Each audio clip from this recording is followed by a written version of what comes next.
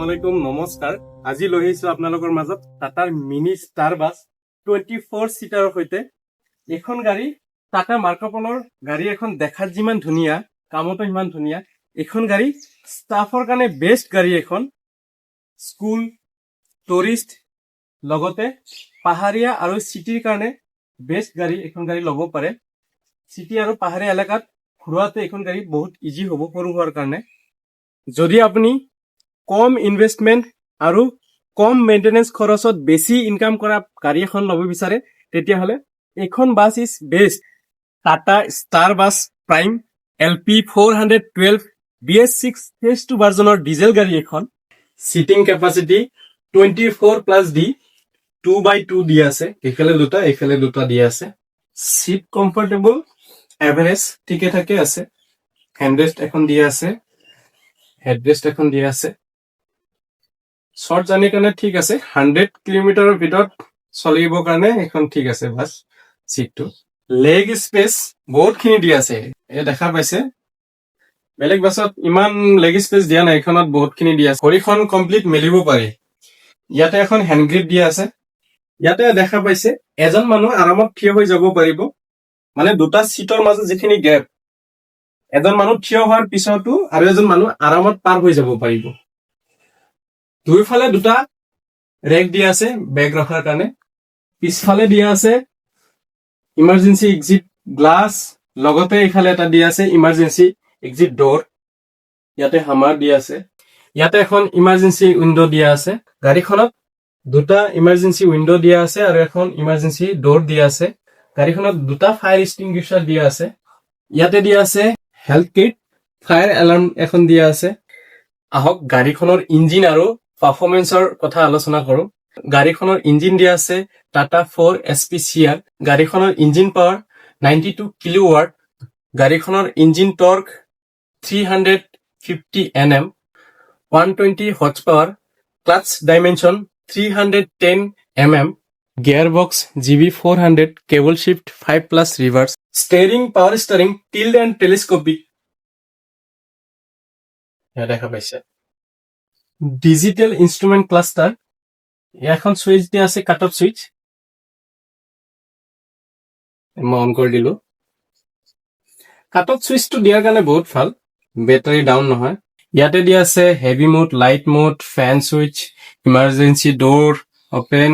Front ডোৰ open এটা গোটেইখিনি control দিয়া আছে ড্ৰাইভাৰৰ কাৰণে ইয়াতে এখন সৰু স্পেস থকা ডকুমেন্টছ পাতি ৰখাৰ কাৰণে জায়গা দিয়া আছে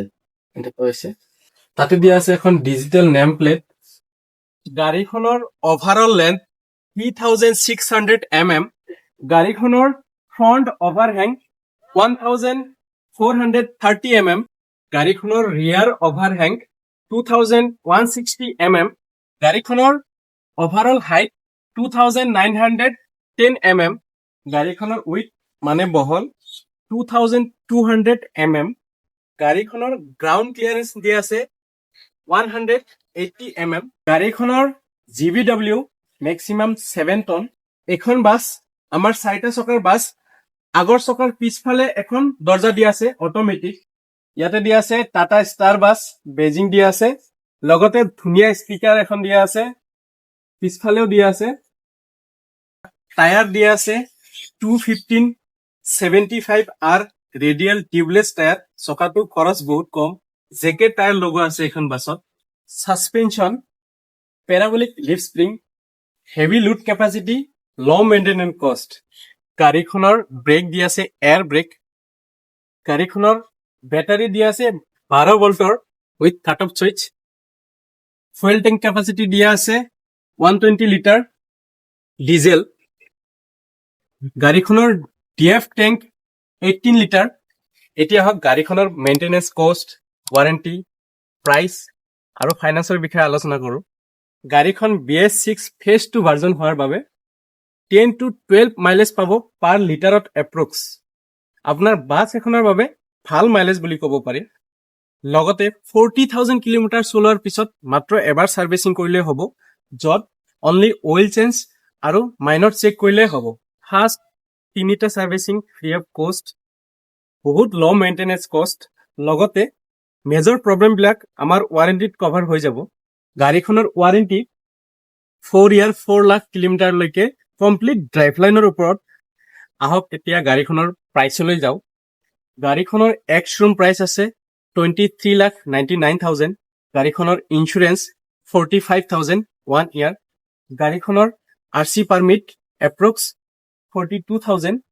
গাড়ীখনৰ TCS 1% 23,000।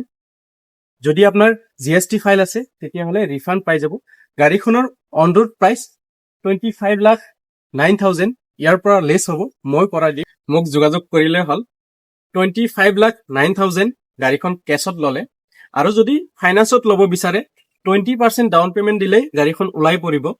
মানে 4,20,000 টকা দিলে কমপ্লিট কাগজ পত্ৰ লৈ ওলাই পৰিব। এই হিচাপত EMI আহিব এপ্ৰক্স 45,000 5 বছৰৰ বাবে। গাড়ীখন ল'ব পাৰে যদি কম ইনভেষ্টমেণ্টত বাছ এখন ল'ব বিচাৰে। এখন বাছ ভেলু ফৰ মানি। বাছখন লোৱাৰ বাবে মোক যোগাযোগ কৰিলে হ'ল। বুকিংছৰ পৰা আৰম্ভ কৰি ফাইনেন্স, ইঞ্চুৰেঞ্চ, RTO আদি কৰি ডেলিভাৰলৈকে গোটেইখিনি প্ৰচেছ মই কৰাই দিম। স্ক্ৰীনত দিয়া ফোন নম্বৰত মোক যোগাযোগ কৰিলে হ'ল। ধন্যবাদ।